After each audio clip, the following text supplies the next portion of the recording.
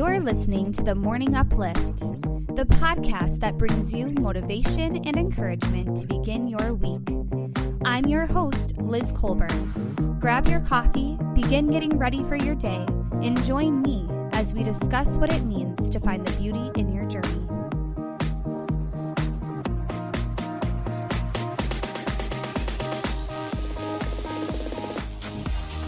Good morning, everyone, and welcome to another episode of The Morning Uplift.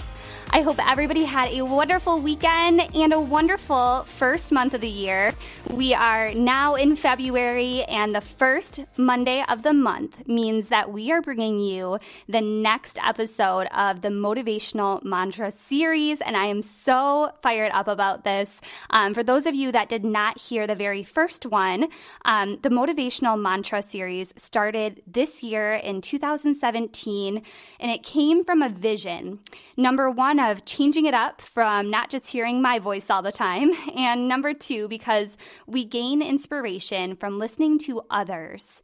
This journey is not one that we're on alone, but one that we are in community with others, and through others, we can be encouraged to grow. So I'm really excited this morning to bring to you our next guest speaker in the Motivational Mantra series.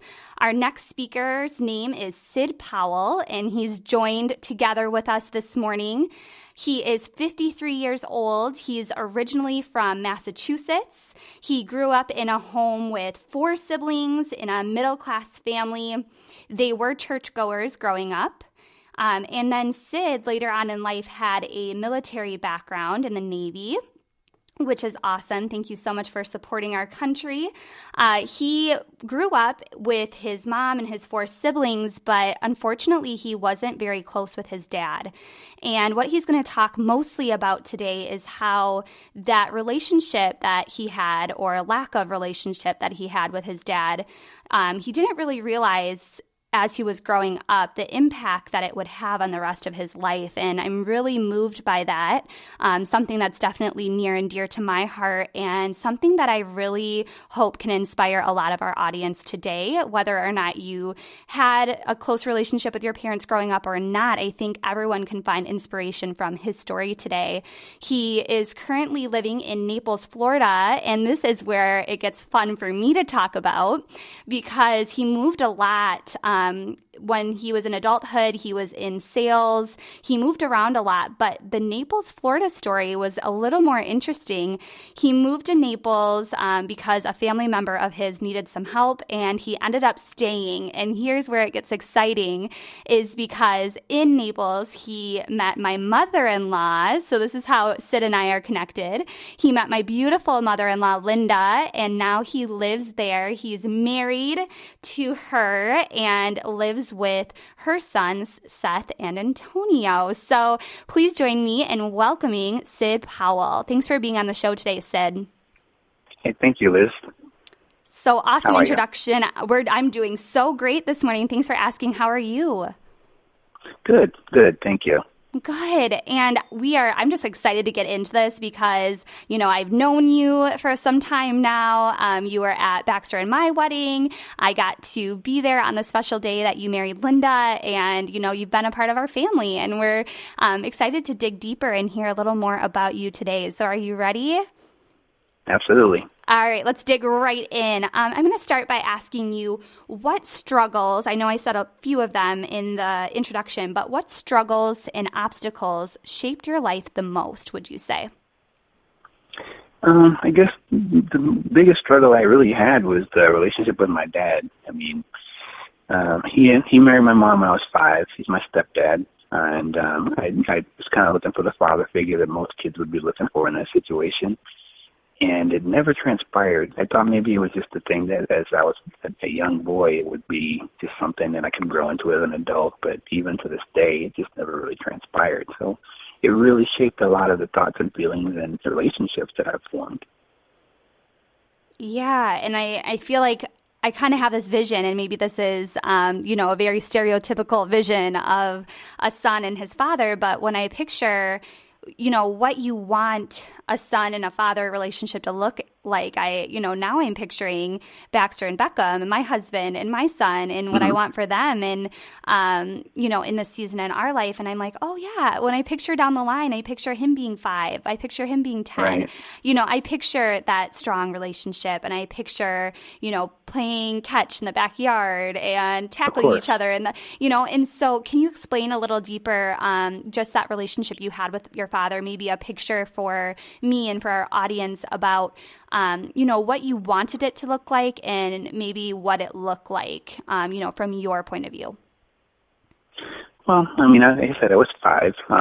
You kind of wanted your dad to teach you how to ride a bike, maybe to throw a football, or show you how to dribble a basketball, or just something fun that you could laugh about and want to be like your dad doing. But my dad didn't really seem to have a lot of interest in those things. He was a Vietnam veteran. And when he met Mom, everything seemed to be pretty good between them. I mean, Mom was happier than I'd ever seen her. And I kind of thought that would kind of spill over into my relationship with him. And I guess that expectation is really what got me to being disappointed, because it never happened. So I didn't know how to ask for that.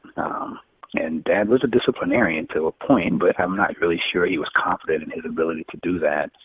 And it kind of made me a little unstable. So the relationship kind of stemmed from there. And the only thing I really got from him was discipline.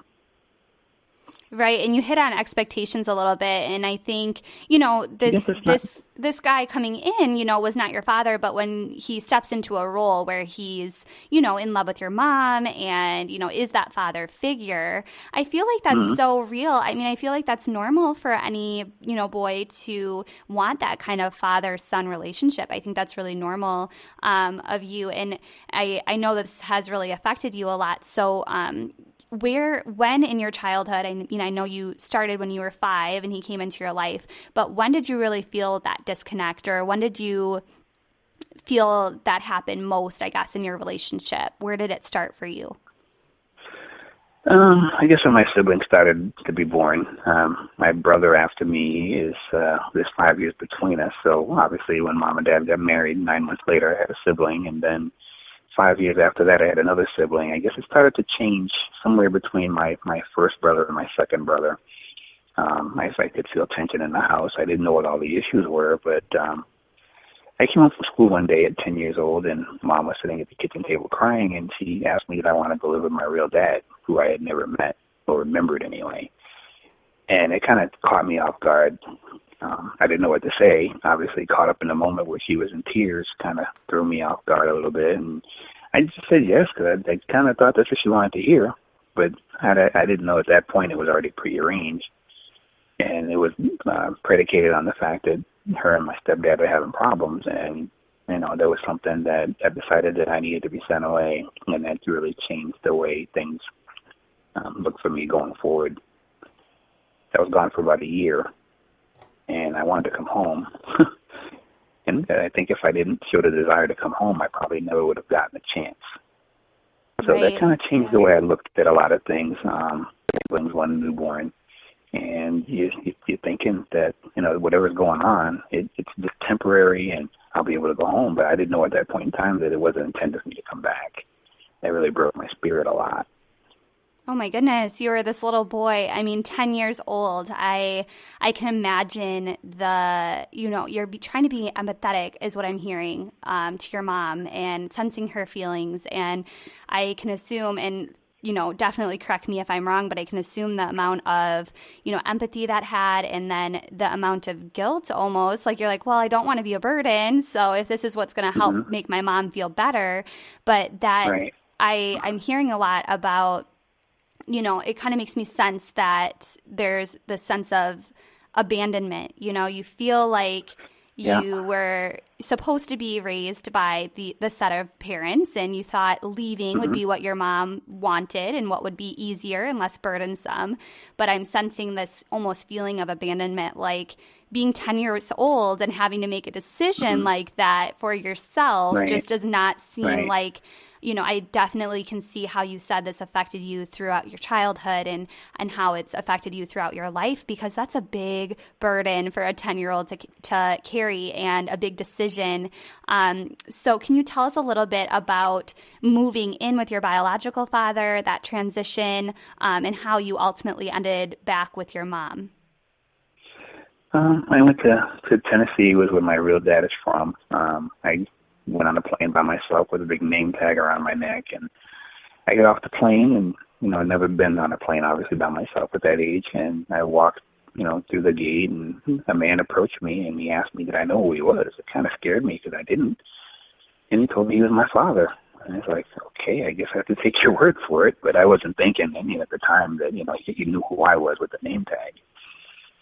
So I went to meet that side of the family. My dad stayed in the house with 8 people, my grandma, my grandfather, and my aunt, his youngest brother, and my cousin, now me. And so a full house. A full house, but a small house, it sounds like. Yeah. So, that's how they were doing it in Tennessee at the time. And I had to get to know everybody. I remember faces from when I was maybe 2 or 3, but I didn't know names. And it was kind of puzzling to be in that situation. In the beginning of the day on a Friday, I'm with my mom saying goodbye at the airport, and then at night I'm saying hello to a man that I don't know is my father, and meeting the family and just trying to adapt. And they all knew who I was, but I had no idea who they were. So that set the tone for the year that I spent there, just learning everybody and learning the different lifestyle and the differences between the families. And there were a lot. There were a lot of differences. I guess the turning point for me wanted to come home was my dad was never home at night. He was a school teacher, he was a pastor, and I would see him in the mornings for maybe 10 minutes before school, and then I would see him after school for about 10 minutes. And, every other week he would take me out to, they had wrestling back then. He would take me to wrestling on Monday nights. And I didn't go to church with him often. I probably went to church with him maybe once a month the year I was there. So what I'm getting at is I didn't really see him much. And my grandmother pretty much was responsible for me. I formed a very good relationship with my grandfather. And, he was actually too old to really care for me, but Grandma was really the caretaker, and she worked at a school up the street. And she did a lot of cleaning, so she would work second shift sometimes and sometimes first shift. But when she wasn't around, I was out in the street doing who knows what, with who knows what, till who knows when. So it changed. It was definitely different than what I was used to with my mom. And, I was running around with bad kids, and I didn't do bad things, but I was in a position to do bad things, and I learned things I would have never had learned back home. Hanging out with people that probably I shouldn't have been hanging out with. They were old enough to be my parents. Right. And I just watched a lot of crime going around me and had no idea what I was doing. I had no idea why I was in the middle of it and why I wasn't even home at that age. But I was out because I could be, and there was nobody to regulate that. And they showed me things that I didn't want to be a part of in the rest of my life going forward. But I was taught things about, how to carry a gun and how to run away from police and what to do and what not to do to not go to jail. And I didn't really think that was the way I should be raised, but I was just trying to find, even at that point I was trying to learn. It was the wrong things to be learning, but I was trying to learn. And I think the biggest part of that was one day when my dad told me that out of the blue, I don't know where this came from, he said, if you ever go to jail, I'm not coming to get you out. And I never forgot that. Wow. And I just feel like that last phrase that you just said about how your dad responded that way or said those things to you just kind of brought that full circle as far as the abandonment. Him even saying that, you're searching and searching and searching for that father figure, and you decide, you made this decision at 10 years old, which is crazy, to live with who is supposed to be your biological father, and you're still sensing that same abandonment, and you're searching and searching. And kids are moldable, and you're talking about your journey being a sponge and really taking in the life around you and having those freedoms because you don't have that foundation, and how broken that was. And I have everything inside me right now just trying to hold back the tears because, for kids that grew up like me and like you, Like, that's so real. And that's, and I know I haven't in this series yet been able to share my testimony yet, as far as more, but there are definitely parts of your story that resonate with me, and I hope resonate with people in our audience too. And maybe they don't, maybe nobody has ever been through similar things as us, but maybe parts of this can, motivate and inspire them that children really are a part of their environment, and there's a lot of resilience. Man, you're talking about some deep things that you learned, and, things about people who are supposed to love you that weren't really showing you love as far as giving you time that you deserved, giving you instruction that you deserved. And yet you're going to talk to us in just a minute about how you took this huge ball of this junky childhood, thrown together, tossed around, not given love in the right ways, and this tough ball of junk. And you're going to teach us how you view life now still, and how you found beauty in your journey. And I am just so inspired, Sid, and I know so many people are you're pulling at the heartstrings right now, because that's some deep stuff that I'm sure you've, worked on, and I'm sure that you have struggled with, and it's deep and it's burdensome, and it's not fun to talk about always, but you are going to be inspiring people through this talk, and I can't wait to I know this is just a snapshot. I want to listen to you all day, but I want to get into what you would say that your life mantra is, and why. What would you say your life mantra is? I would say it's just, if you keep doing the same things, you're going to keep getting the same results. I mean, you can't be afraid of change. And I can say that because I was afraid of change for so many reasons. I mean, after I came home from Tennessee and I saw what Mom and Dad were going through, it started to really hit me about one of the reasons why I was sent away. I don't think it was an agreed upon decision, but it just prepared me just to be prepared to deal with whatever comes your way, and don't look at everything as life is not a comfort zone. Not at all. I mean, when you get to be comfortable, you're missing out on a lot of things, I feel. Yeah, and you had to be a chameleon, Sid. Yeah. Like, you had to be. Yeah. So whether or not you were forced, sorry to cut in, but I felt like I needed to say, like, whether or not it's like in your situation or my situation where we were kind of forced to be chameleons or forced to change, but also for people listening in that, you had a pretty, well put together childhood, and maybe this is speaking to you with this life mantra of, hey, like, I never really was given the option to change because, my decisions were made for me. I just feel like you just need to take this in as the listeners and really listen to this mantra and how he's going to spin this for us, because this can be for people who were chameleons, and this can be for people who've never made a change in their life. So really tune in right now and listen to this mantra and where this comes from. Keep going. Sorry to interrupt. It's okay. There was a lot of change, going down to live with my dad and then coming back, and seeing the difference of how my life was when I got back.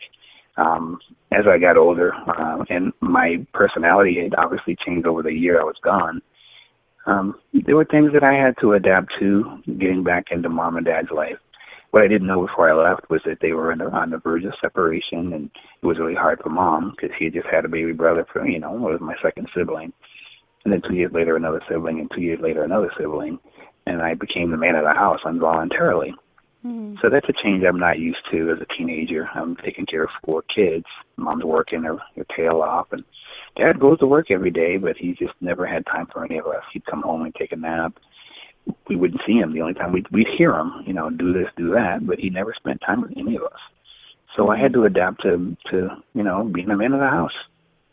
Yeah, and you're trying to navigate, I'm sure, swimming, maybe drowning a little bit and coming up for some air, but trying to figure out how to be this role that you never really even saw yourself, and trying to figure out how you play a part in this role that you aren't even supposed to be in as far as you're a sibling. You're not even a daddy.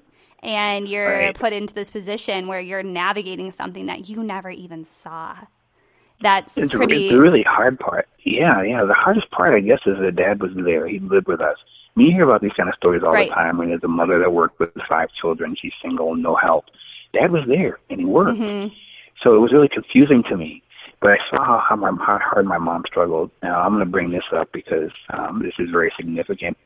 My mom had me at 15, and she, most people at that age nowadays, they have a kid at 15, you don't have support.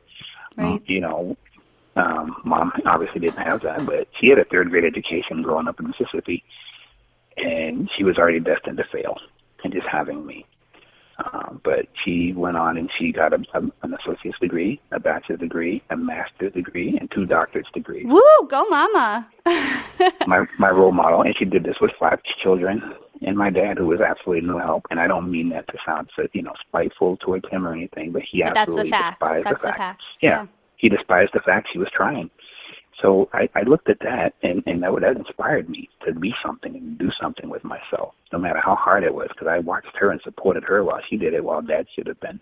Yeah, that's such an inspiration, Sid. And for me, just having the inside look on your life, I mean, I haven't known the ins and outs exactly of your childhood and how it's shaped you, but what I can tell so far is that Sid is a wonderful, wonderful husband and a wonderful role model to my brother-in-laws that I talked about before, Seth and Antonio, and just, being able to be in that house, helping them and shaping them, as boys and being present, and also helping them in their faith to grow up knowing their Lord, and just helping mold them. So there definitely was, using your mantra of not being afraid to change. You have gone through that. You've been moldable, and you've found your way out. And now, even though you probably drowned at times and it seems unbearable and it seems like a big burden, you have found your way out and you have found the beauty in your journey. So can you talk to our listeners about how you would say you found that beauty in your own journey? Just believing in yourself, believing that good things are going to happen, and following that. Because if you don't believe it, it's not going to happen. There's no inspiration to believe that things are going to get better. And obviously you can't be afraid of life's challenges, because they're going to be plenty. And they're going to come at the worst times, and they're going to seem like they're so heavy. It's not convenient, you don't know is which it? way to turn. No, not at all. But you have to reach down inside yourself and find out who you really are.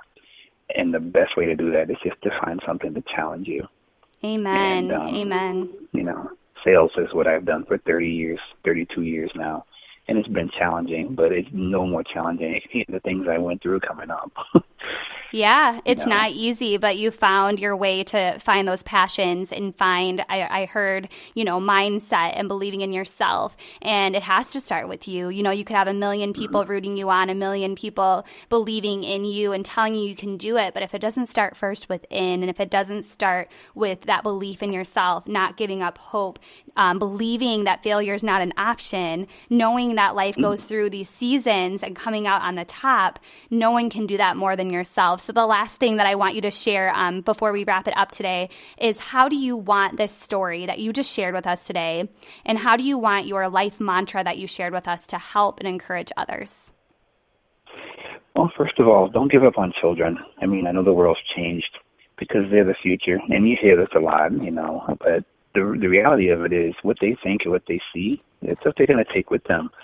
So, don't be afraid to be great. These days you can't be good anymore. You have to be great. But you have to have that mindset that no matter what gets in your way, you can be good to get by, but you have to be great to succeed. Thanks so much for sharing that. Oh, my goodness. I feel like so many people wanted to hear that and needed to hear that today. And I'm so thankful that you joined us and you just poured out your heart, and you took just the time to invest in that hard stuff, bringing that to light, and then knowing what this is going to do for others. That takes a really strong person, Sid. So thank you so much for sharing that with us today. Thank you for having me. I appreciate it. You're welcome. So we're going to close things up today, but Sid did an amazing job of just bringing to light some wonderful tips for us, but we know that came from a hard place, and we know that came from this area of his life that was this gray area, had a hard time navigating that relationship with his father, and then how that took, that took him through the rest of his life, just trying to journey through and figuring out how he could be a father. And so we just can be inspired by that. Even if you haven't gone through something similar, I hope you're inspired today by his mantra. And I hope that these motivational mantras series really speaks to you. And we're going to have a variety of different people on to speak to you. So maybe, Julianne's one that she did last month resonated with you. Maybe Sid's talk from today resonated with you. Maybe March's speaker is going to resonate with you. Either way, there are so many people that understand this mission of being in community together, knowing where they're coming from, and being able to inspire others. So thank you again for joining me for this week's episode of The Morning Uplift. I've been your host, Liz Colburn. I hope you join me again next Monday at 6 o'clock a.m. Central, live on Spreaker.com. Go over to the Facebook page and give The Morning Uplift a like.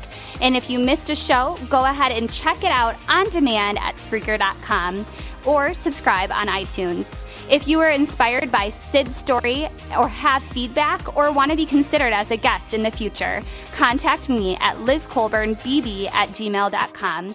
Thank you for spending your morning growing with me. God's blessings on an amazing, purpose-filled week. See you next time as we continue finding the beauty in your journey.